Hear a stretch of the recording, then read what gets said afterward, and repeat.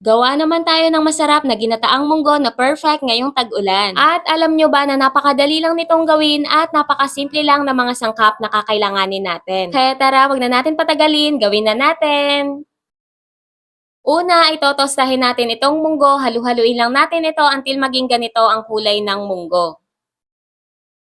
I-transfer lang natin ito sa lagayan, gagamit din tayo ng matigas na bagay tulad nitong baso para durugin ng bahagya itong munggo.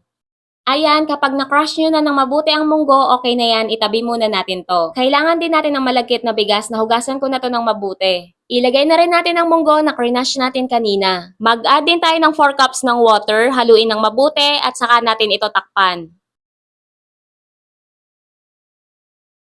Nakasalang na ito sa apoy, lutuin natin ito until matuyo ng bahagya ang tubig. After ilang minutes, medyo natuyo na ang tubig, haluin ulit natin ito at mag-add pa tayo ng 3 cups ng water.